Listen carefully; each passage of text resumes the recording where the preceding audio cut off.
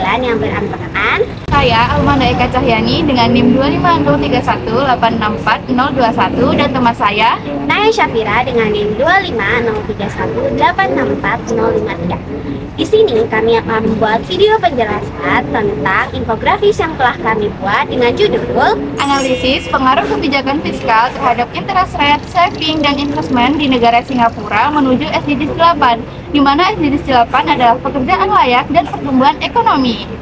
Saat ini kami sedang mengambil kasus pada tahun 2007 di mana Singapura mengalami global financial crisis.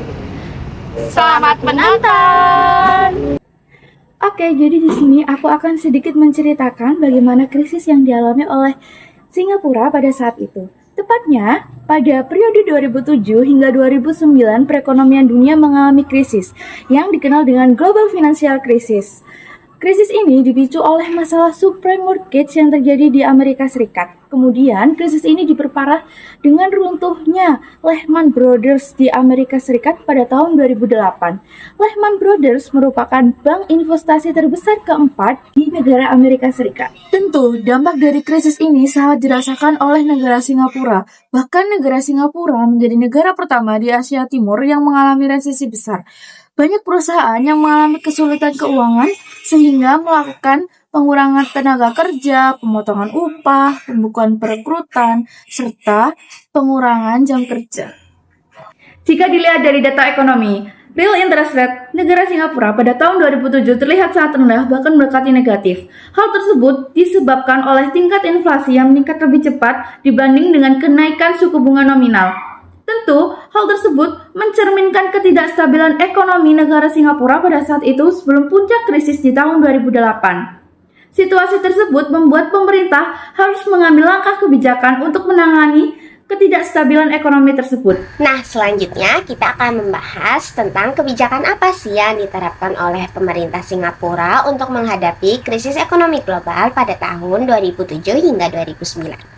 Di tahun 2009, Resilience Package digunakan sebagai kebijakan fiskal utama yang diterapkan oleh pemerintah Singapura.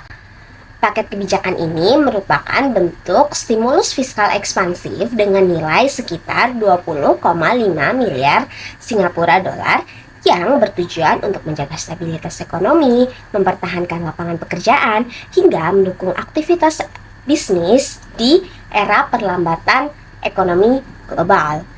Nah, dalam paket ini, pemerintah itu mengombinasikan beberapa instrumen kebijakan fiskal, seperti subsidi upah, yaitu Jobs Credit Scheme, yaitu bantuan pemerintah kepada perusahaan dengan menanggung sebagian gaji pekerja agar perusahaan tidak memutus hubungan kerja secara massal.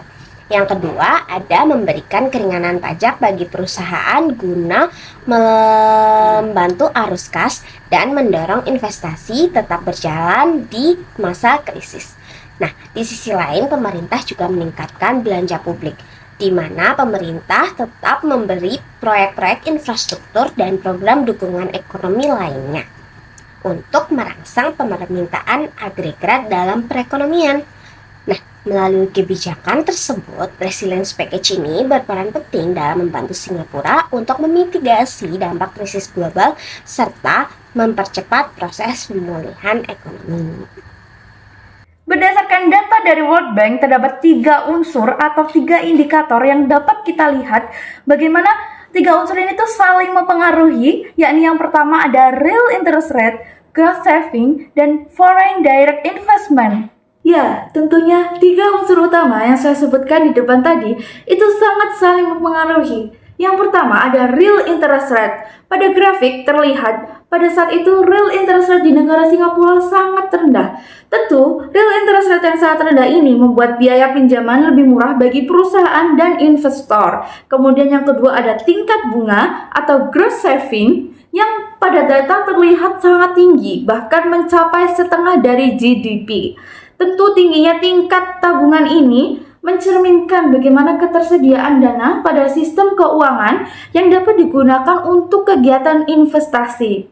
Dari 2 variabel ini mendorong masuknya investor asing atau foreign direct investment (FDI). Investor asing tentu tertarik untuk menanamkan modalnya di negara Singapura karena biaya investasi yang relatif murah dan juga ekonomi yang tetap stabil walaupun sedang di masa krisis.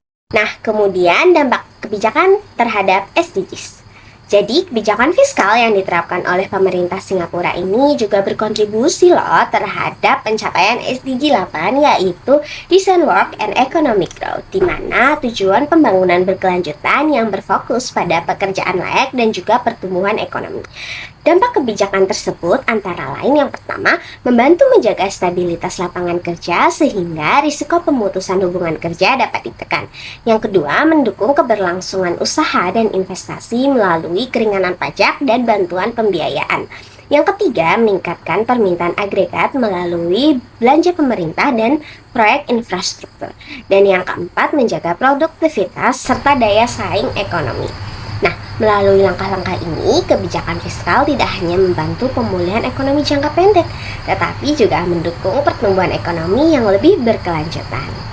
Baik, berdasarkan analisis yang telah kami lakukan, krisis global pada periode 2007 hingga 2009 memberikan dampak yang sangat signifikan terhadap perekonomian di negara Singapura, termasuk penurunan real interest rate yang bahkan menyentuh grafik negatif dan meningkatnya tekanan pada sektor bisnis dan tenaga kerja.